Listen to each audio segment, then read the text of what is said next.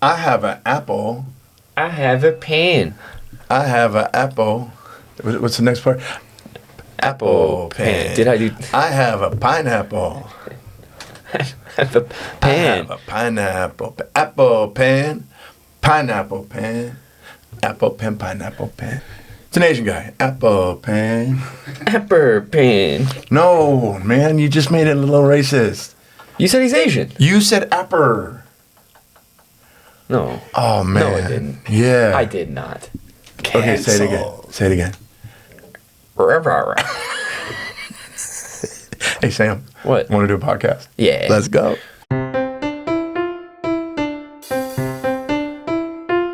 Generation Gap. Welcome back to the Generation Gap podcast. I am Trigger Bellflower. I'm Apple pen. What am I? Chateau Le Glorious? Chateau Le Glorious. Did I ever tell you that story? The karaoke story? Tell me, please. My brother, like one of the last times I drank in New York, my brother and I went to this like pretty famous Brooklyn karaoke bar. It's really, really thin and like narrow, and so it's just booths along one side, and then there's the stage at the end of it. And it was just my brother, like a random group of people, and then like a group of hot karaoke girls, and they were in the front booth closest to the stage. Are there any other kinds of karaoke girls? Probably. Yeah, the demons, 100%. the ghouls. Cool. Everyone's having fun. I'm drunk on chartreuse. Out of nowhere, we hear, what's that song? I forgot the name of the band, but it's the You're My Butterfly, Sugar, baby. So we look up. This Asian dude is holding eye contact with one of the girls in the booth, and he's just going, You're my butterfly, sugar, baby. And everyone's laughing, but she just starts going like, huh? She's like looking weird, and everyone's laughing. And he's just no breaking the eye contact. You're my butterfly, sugar, baby. I wish I saw that. They would be so happy. Dude, I'm going to make a t-shirt that says You're My Butterfly. Butterfly. I bought a shirt that is a What if picture. it just ended at that? I bought a shirt. Anyways. That says, I'm sorry for the racism. Yeah. Yeah, I bought a shirt that's a German Shepherd, and then in Greek says, beware of dog. In Greek? Yeah. Don't ever look at me like that. Is there a joke there I'm missing? No. It's just weird. That's just what I'm at Dude, right now. have you ever seen those clips on Instagram and TikTok of people like in Asia or in another country, and they're reading the T-shirts? Oh, yeah, it's so good. It's like in Japan, they have these T-shirts with English words on it, but it's just like... Have you seen the girl that reads what people's like Chinese lettering really says? Oh, no, I haven't seen that. She'll pull up a bunch of like a compilation of people with like Asian lettering, and then she'll go, this says gibberish. Yeah. Yeah, this says monkey feet. You just reminded me, there's a comedian named Learnmore. He's from South Africa. Learnmore? That's That's his real name. In his country, they name their children after, like, be happy, learn more, like that kind of thing. Anyways, he was on a podcast, and he was translating the Lion King song. Oh, the guy that just got served? What did he say? What did they mean? The lyrics mean? Yeah. I want to hear the finished. Okay. Yeah. He sang it, and then he said it means, I don't know if he's kidding or not, but I wouldn't be surprised. He said it means, oh my God, there's a lion, run. And then he does it in a stand-up too. Oh my God, there's a lion, run. Dude, I'm pretty sure that guy just got served with like a lawsuit on stage at the Laugh Factory. And it wasn't a bit? No. I mean, it may have been. I'm pretty sure. It's real. It was. So he got served papers on stage at the Laugh. By the composer of the... Maybe it's because he was saying it was... Maybe it was just... The joke was just a joke and it's not real? Libo M, the chant's composer and performer, is seeking $27 million in damages from comedian Learnmore Jones, according to the For songs alleged misinterpretation. $27 million? Dude, that's so petty. So I saw this because the video went viral of him getting served the lawsuit papers on stage at the Laugh Factory. Siti,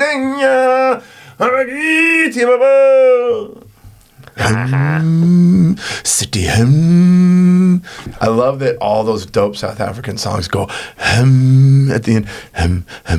Siti, Remember when Paul Simon had him on his album all the time? Ladysmith Mac Bombaza. Oh, yeah. They were Yeah. All right, so you found the clip of comedian Learnmore, and you said he was served On stage at the Laugh Factory. papers, which is when like a lawsuit, he was being sued. No, not real quick.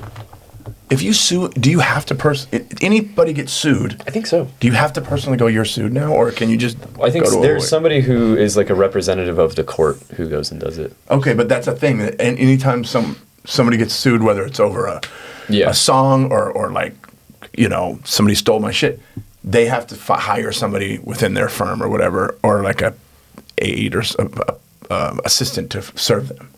Right. I don't know. That seems like a dangerous job. It's a job in itself, right? Yeah, I don't think you have to hire someone. I think there is someone who's like a representative just of the court, whose job it is to like go hand out papers. Right. I don't know anything.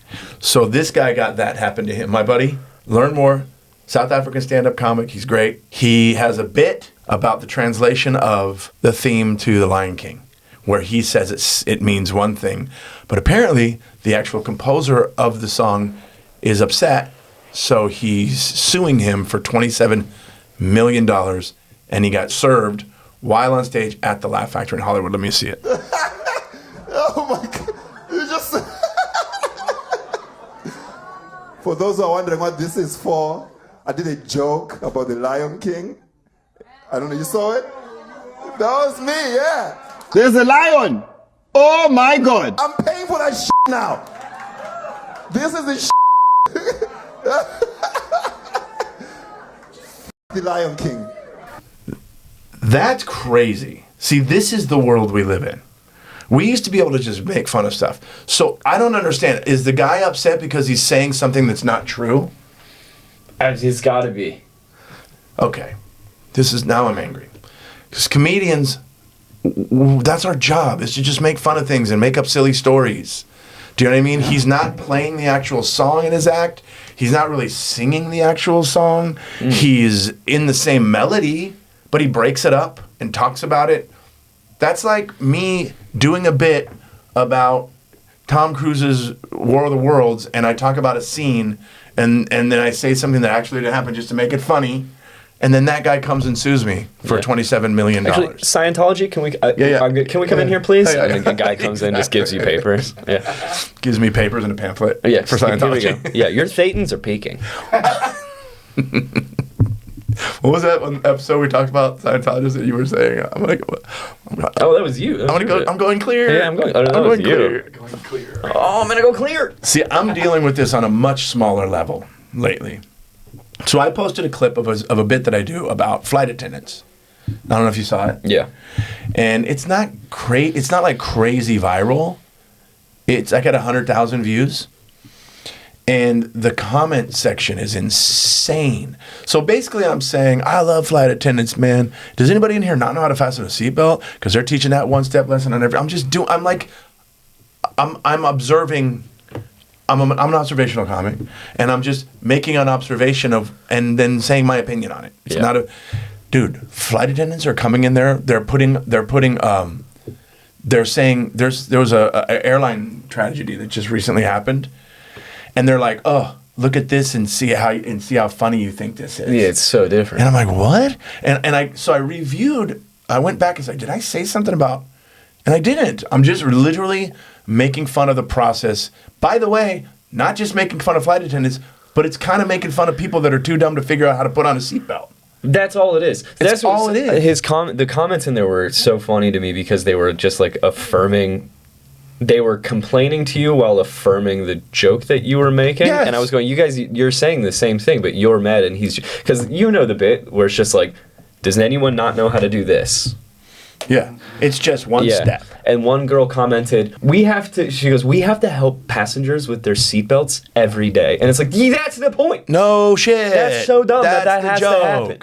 And David, it got so bad that somebody sent me a YouTube link to a plane crash. Yeah. And said, watch this and tell me if you still think this is funny.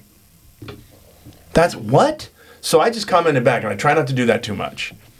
No. I just said no. Because this is a comedy bit, not real life. And then another person I commented, hey guys, this isn't a TED Talk about flight attendants. It's a joke. There's also no such thing as safety on a plane. No such thing. It's all a facade. A charade. It's a charade and a facade. But my point is, comedy is just that. We're not giving lessons, and we're not teaching history, and I'm not anyways, because there are comics that do that, and they find a funny spin on it, like Colin Quinn, genius. That's exactly who I was thinking of. Yep. But I'm not. And if I say, I love flight attendants, man, do you guys know how it's sarcasm, tongue-in-cheek, observational humor. Mm-hmm. But this is the problem with the internet. Is everybody thinks now they all have they all think they have something to say, and they come on there and they're just so hurt. They're so upset by this simple little, by the way, not genius joke. It's whatever. And aren't you talking about being on shrooms? Yeah. Isn't that the whole thing where you're like... I said, I'm also been doing mushrooms, so don't tell me the doors turn into slides. Do you mind if I read some of these comments? No, why would I? It's just a question. I'm going to read... Dave, do you mind? No, I don't mind at all. Okay, cool. I'm going to read some of the comments, okay? First one's laughing, too funny. This one's great. As a FA, which is a flight attendant, thank you for all the laughs. In all seriousness, that's where you lost me. Because there's no seriousness here. It is a comedy bit. It's a stand-up joke. In all seriousness, we do mean safety, so see you in the friendly skies. I guess that's okay.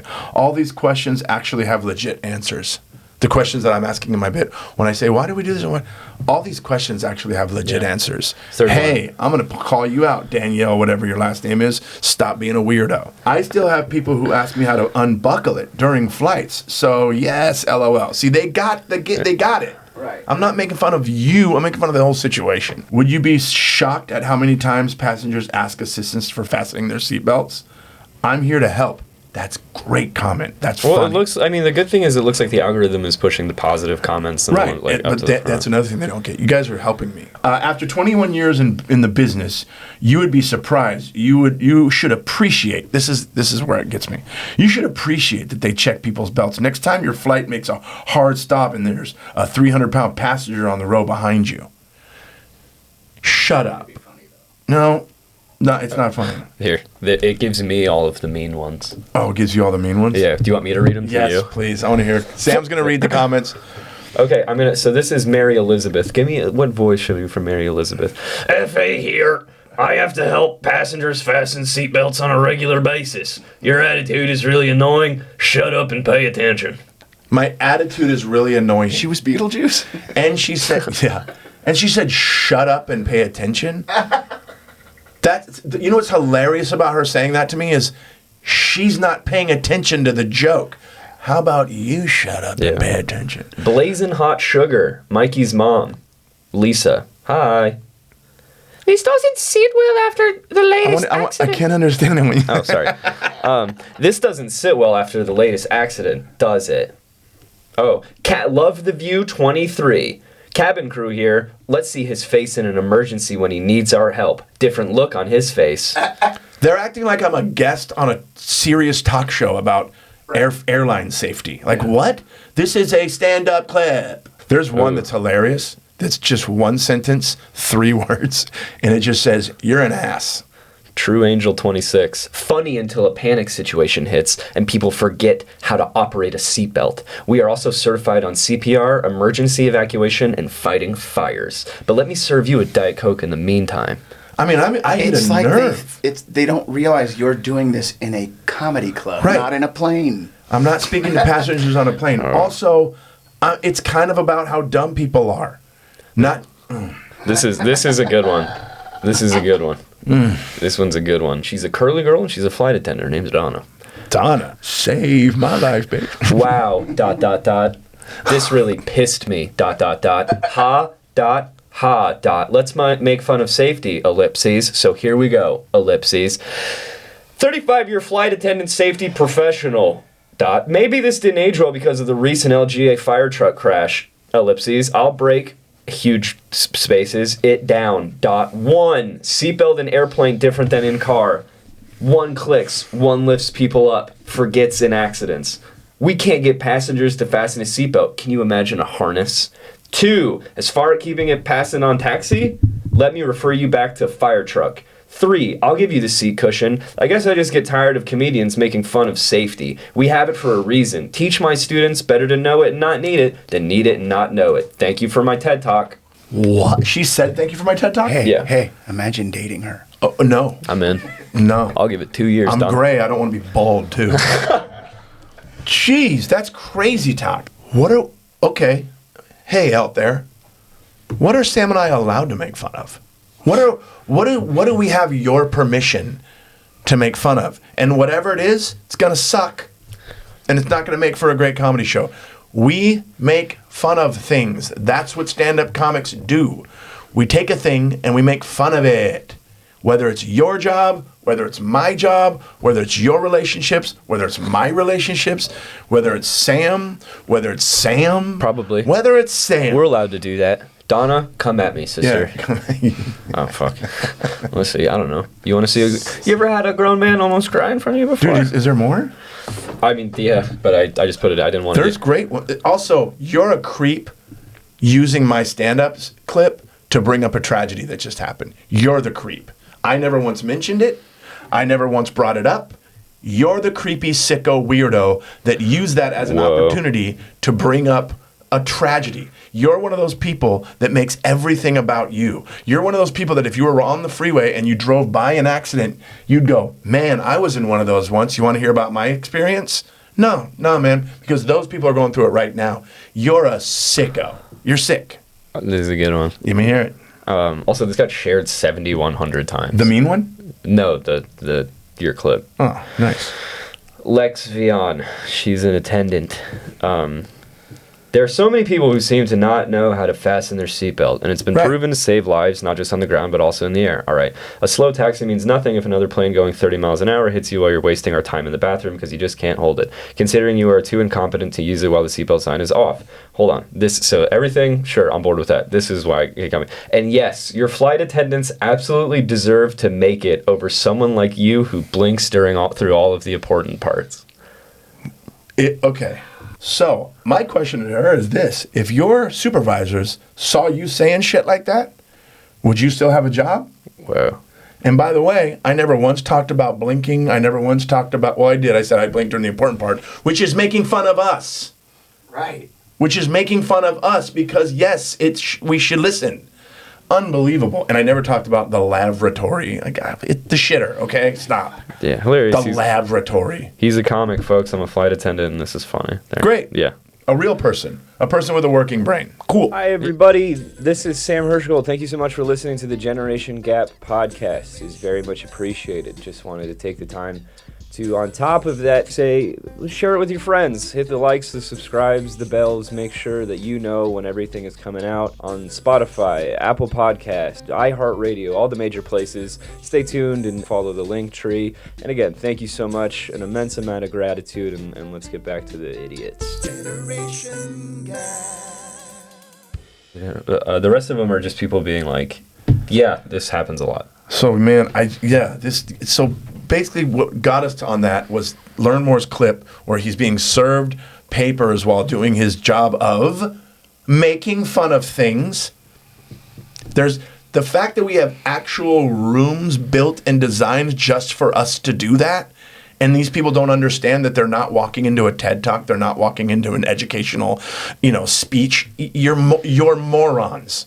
And this guy's asking for $27 million because he made fun of the song he wrote. What a little bitch. Listen, if you're in the entertainment industry, whether you're a comedian, a songwriter, a song performer, a dancer, you need thick skin because someone's going to make fun of you. Someone's going to make fun of you. People ask me, why did you wait till you're 35 years old to do stand-up? Because from 35 down, I was a pussy. I was a Cincy bear, okay? I didn't want to be made fun of. It hurt my feelings. And then I started going, wait a minute. Who gives a shit what these people think? Yeah. But apparently this guy is so proud of... So that probably made him so rich. It made him so rich. Yeah. Why do you need $27 million? What'd you do with your money, pal? Now you're going to get served. Yeah, I'm gonna get served. Well, I was thinking we should do, if I ever do a roast battle, I'm just going to have papers ready for whoever's roasting me. Yeah. I'm just going to serve them for defamation. There you go. And the first joke, I'm going to go, you can go first. And they're going to go, Sam looks like Frankie Muniz did meth. Ha ha ha ha ha. And then I'm just going to have a comic friend walk up and serve them papers and go, you're being sued for defamation. That was a really funny joke about how old I am. Yeah. There you go. You're served. That's funny. Yeah. Then you're like, what? Hey, did this guy blow his whole money off that song, and now he just like, did he have several bad divorces? Yeah. And now he needs the money. That's just the exact amount of money. Somebody sends him the clip of Learnmore doing a great job with that bit, and he goes, "Wait a minute. Wait a minute. Wait a minute. Maybe I can make some money off of this guy." That's a weird accent. I was gonna say, that's a is that weird right? accent. Yeah. Wait. I can't do African. Oh, Slovenia. He went like this. He looked at the. He Ireland. Lobsters. Ah, Slovenia. Ho ho. Oh, there's a lion. Margarita. Oh, from the hills of the. Yeah, he watched that clip and he went, Siti, idea, Bob. Siti, blink, blink, blink, blink. And now I found a way to get that money back. His name is Learnmore, and he escaped to America. And he made fun of my song about the lions. Oh my God! City run. So now we're in Calcutta? Where's Calcutta? India. I knew that. To ask where a place is that you've been. I know. I've been to Calcutta. Yeah, for real. Where's Calcutta at? Oh, I have been there. And they greeted you like a king. Yeah, and so this is how you return their favor. They did. It's so funny that how many places have you been that you've never really been? And here's what I mean. I've been to Ireland. Oh, but never left the airport. Oh yeah, no. Yeah. Been to Portugal. Never left the airport. I've never left North America. Drive by Watts all the time. Never been. Never gonna be. Dude, I did a show the other night, and the entire front row of these guys from Watts, and I asked them, "Where are you guys from?" They're like, "Watts." And the first thing I said to them, I go, "Ooh, Watts, you guys have nice towers." It's an art installation. I go, "I've seen it driving 75 miles an hour past it on the 105. Did I stop? Hell no. It's Watts." I was in the Dallas airport when Ebola was going on in Dallas. Dude, that's the closest I've gotten to that. Did you get it? I freaked out and I gave the waiter a $20 tip because I didn't want to get the cash back. I didn't want anybody touching my shit. That's so funny. Well, because I put cash down and then I saw him touch it with his hands and I was like, I don't want to be bleeding from my eyes. All you, buddy. But that would have scared the shit out of me. I would have taken an Uber home. From Dallas? Yeah. What is it? 5,500? Yeah. Fuck yeah, let's go. That's fine. Do you take a university, like EBT? Do you take a equivalency? maxed out Amex? Yeah. I'll blow you. What? Did you just say you'll... No, I said Ebola. Is it Ebola? Ebola. Ebola. That's scary stuff. What is that? Dude, I can't wait to talk to it's a very racist version of a South African type song. There's a large singing group, South African singing group called Ladysmith Black Mambazo. Oh yeah, they're incredible, and they do the stomp dancing and the hey, hello my. So bad, dude. Hello, and then Miriam Makeba. Oh, who's the white dude? That's Paul Simon. he had a whole album called Graceland where he had those guys singing on all the songs. It's like, dude, that looks bad. A South African band with one white dude at the center of it. Like, look at what I've gathered. I've adopted all of these children. Yeah, we live together on my ranch in Ojai. It's like when R. Kelly was in Africa and he was like, "Who wants to come back to the United States? Who's got their shots?" Oh my God, I completely forgot about that. Dude, you could be racist against your own race. That's amazing. Humbele. Yeah, they're great. City.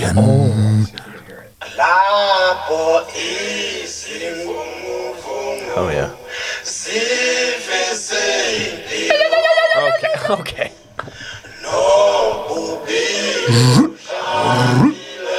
City. I suddenly just find God. It's beautiful. And then Miriam Makeba, Pata Pata song. Makeba? Miriam Makeba. This song is on a lot of TV commercials, and it's a great song. African artist Miriam Makeba. Yes.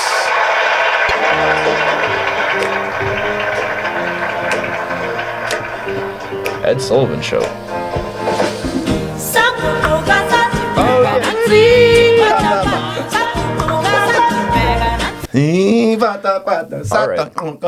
I know the words. Now, let's take it to, we're talking late night shows with non-traditional American late night show performances. A little Kongar-ol-Ondar. What is Kongar-ol-Ondar? He's a Tuvan throat singer who did Letterman. No way. Letterman loved the weird act. That's Kongar-ol-Ondar, dude. He looked Asian. Well, India's Asian. He is. And Letterman had him on. Yeah. So, do you know what throat singing is? No. We've talked about it on the pod before. Yeah. So you can sing 8, 9. Some of these guys can do crazy amounts of different tones at one time. How the? It's just incredible. Like, they got that throat. They got that throat. You meet him, you're like, hey dog, what that throat do? Yeah. But this is like the guy. Please welcome Ondar. Oh, I love this video.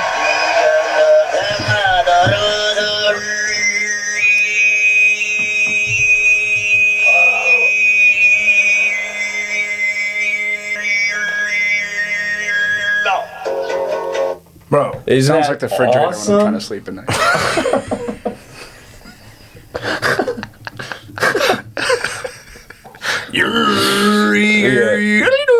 He had like a flute in there at the end. Yeah. It was like 3 different things going on. Little do you know, you have a small Tuvan man in your ice chest. Wait, Dude, I didn't know Bobby Lee was this talented. I think I can do it. We used to practice me about it.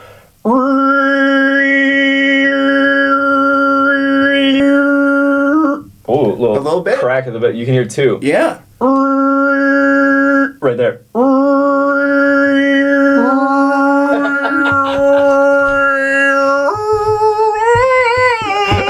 Yeah. Suck it, Brent Morin. Yeah, dude. We are real singers. Yeah. Me, Sam, and Bobby Lee.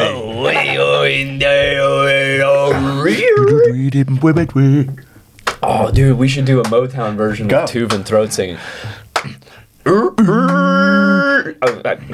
Give me it. Get the beat. We got the beat. I gotta do it. You have to do it loud. City hymn, city hymn.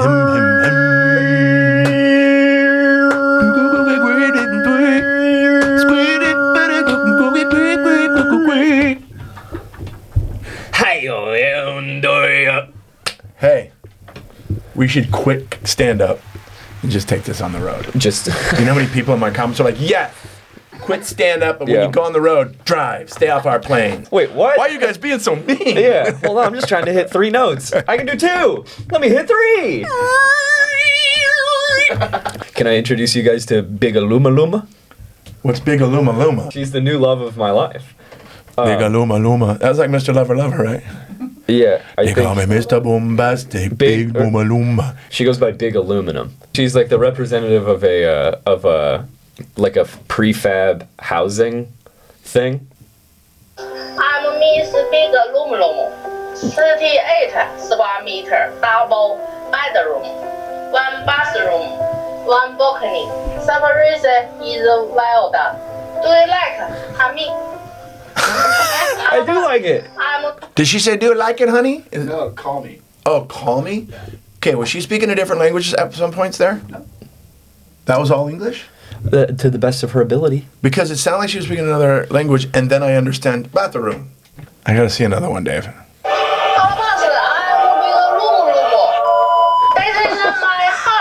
Ship to Australia. Aluminum. Double glass. 10 square meter. Maria's main secret. I love her. Double glass. I was like, Yeah. what is she saying? And she's saying it's aluminum. Yeah. And she calls herself Mrs. Big Aluminum. But she says, Mr. Boogaluma Luma. Yeah, Mrs. Big Aluminum. I love her. I love her so much. I want to be friends with her. I want to be friends with her. I hope Hello, she makes boss. $1 billion. Yeah. Look, she's an angel.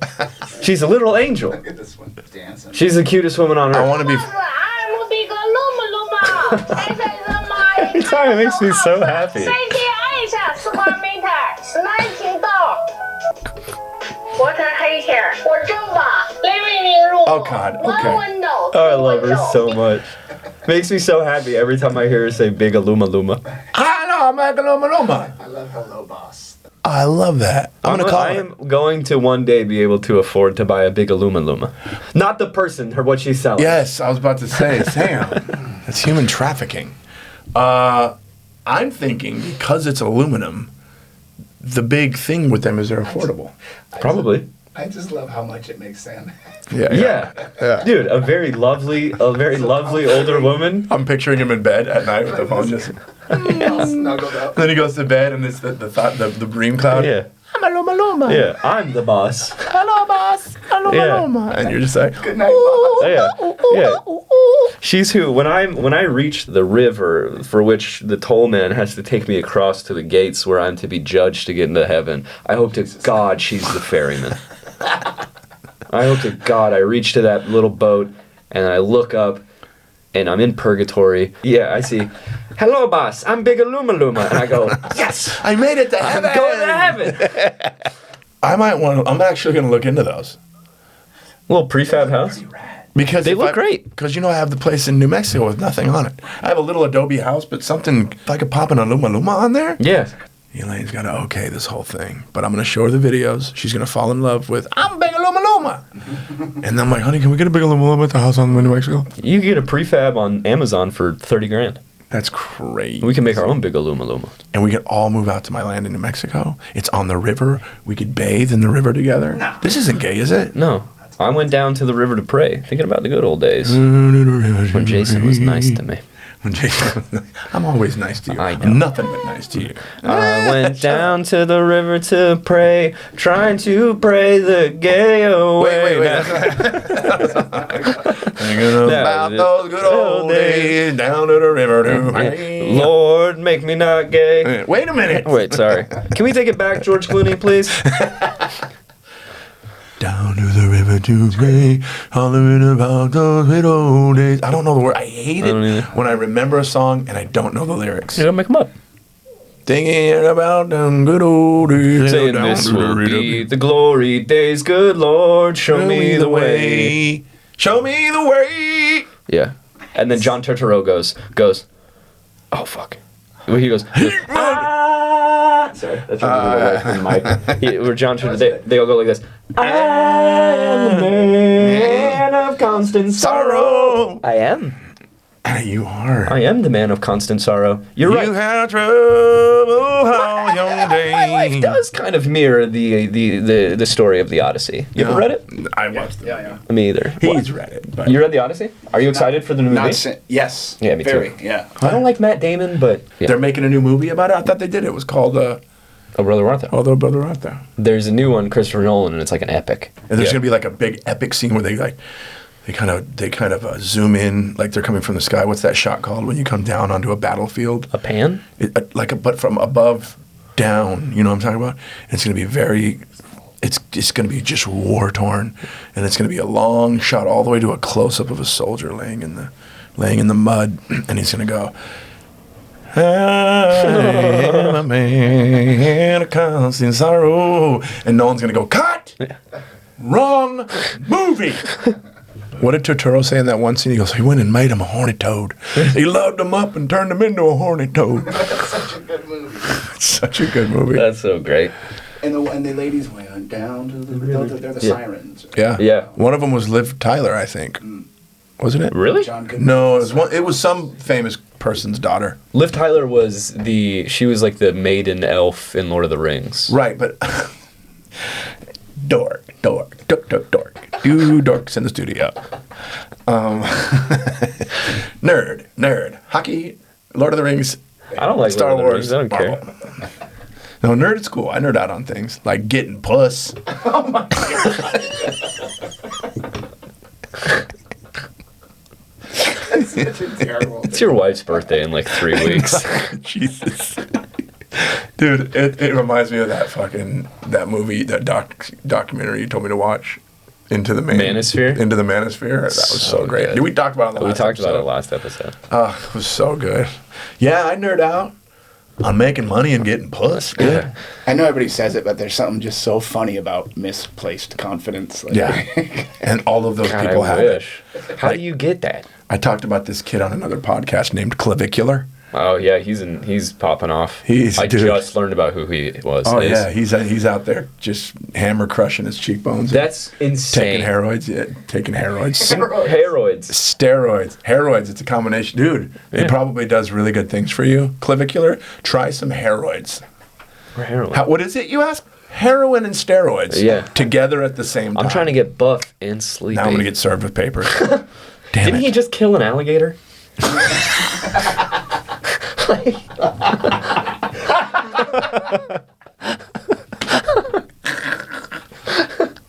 That was Like only clavicular can do. awesome. You're talking about clavicular. Did he just kill an alligator? Yeah, I think so. That's so funny. And if he did, he's probably so proud of himself.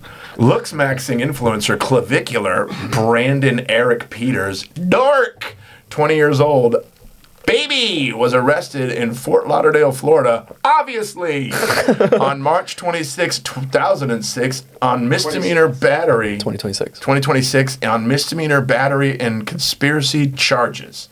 The rest followed a violent brawl investigation at a rented home and a viral video of him firing a weapon at a dead alligator. Wait, so he didn't kill it, it was already dead? Oh. So he's in trouble for not killing something, resulting in a $1,000 bond. That's an alligator in Florida, that's somebody's son. Yeah, that's like cows in India. Yeah, you can't do that.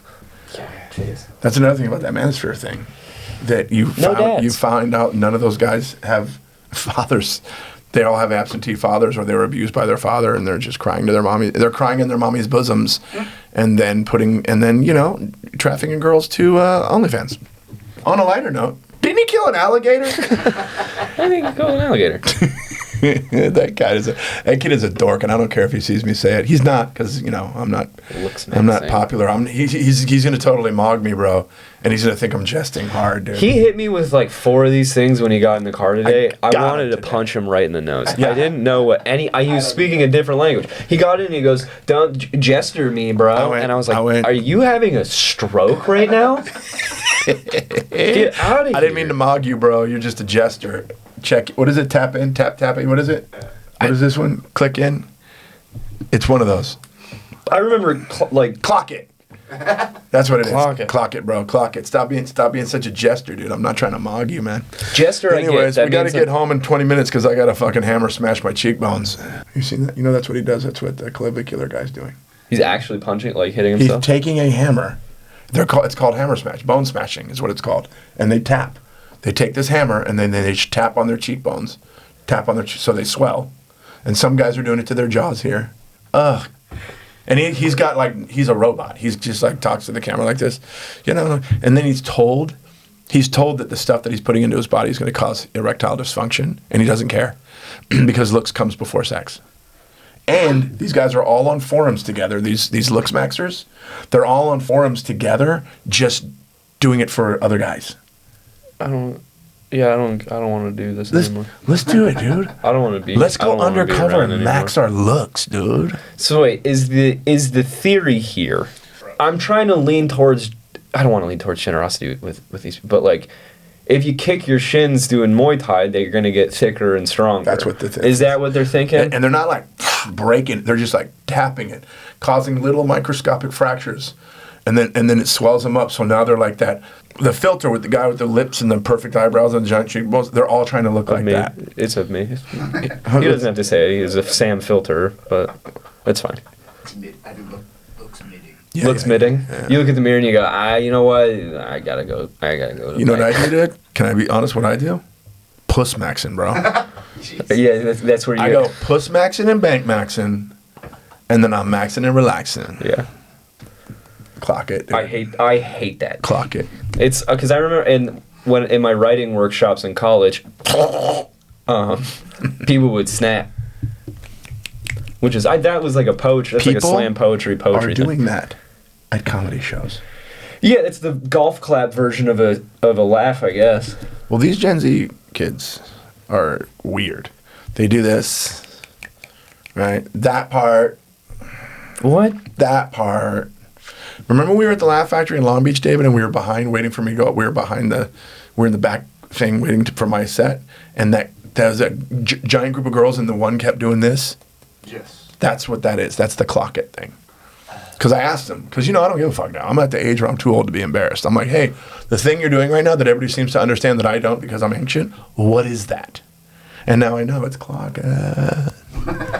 Dude, this is so masculine, dude. To have like alpaca hair, perfect cheekbones, and be like, fucking clocket is the most masculine you can be. We're done as a society. Oh, it's over. We are cooked. That's one Gen Z term that I like. Cooked. Because that's what we are. We're dunzo. Dunzo. Is that a new one that I don't know about? That's just what I say. Okay, cool. Dunzo. Samisms. 4 astronauts are Yeah. heading to the moon right now. Oh, I know. Be there in that vicinity for the first time since we were a year old. Yeah, and nobody gives a shit. A lot of people are pissed about it. You know why? Because of the money that goes into doing that. Oh, we can't give you... A lot of people's argument to that is, and I kind of agree a little bit, like, why are we going to the moon? Why do I have to pay $70,000 for this? But why, though? To say, look what I did. It's a distraction. Exactly. The timing couldn't be better. The war in Iran, the Epstein files. We need to do something crazy. Let's send 4 people to the moon again. Yeah. The Blankstein files, searches for that have gone down 95% since the war in Iran started. Don't forget, people, keep looking. The Blankstein files, we have to say it like that? You're not allowed to say it on TikTok. Serious? Oh my God. Yeah. Dude, what is happening? Well, you know who owns TikTok, right? I'm pretty sure it's Larry Ellison, who now owns literally everything. Right. Is that popping coming up in the mic every time he does that? Oh, yeah. I don't think. The complaint is the money it costs to send people to there when we don't have health care, we don't have free education, which is, I totally agree. Like, why do we keep going? This planet is fucked up. Why are we going to other, you know what, forget this for a minute. Hey, let's put this aside for just a sec and fly around the moon. They're just going around it. They're not landing on it. Well, even if... You know why they can't land on it, right? It's made of... Because it's made of cheese. It's made of cheese. But here's the thing. What I'm saying makes sense. That kind of, but then there's this whole generation that doesn't even care about it. They're not even watching it. Did you know that it was happening? I found out this morning. Yeah. So, yeah, my brother hit me up yesterday and he says, dude, you know that they sent these 4 guys? And I went like this. I go, honestly, man, I don't really have time to watch that because Mr. Beast is live streaming from Knott's Berry Farm today. We're coming up on Easter.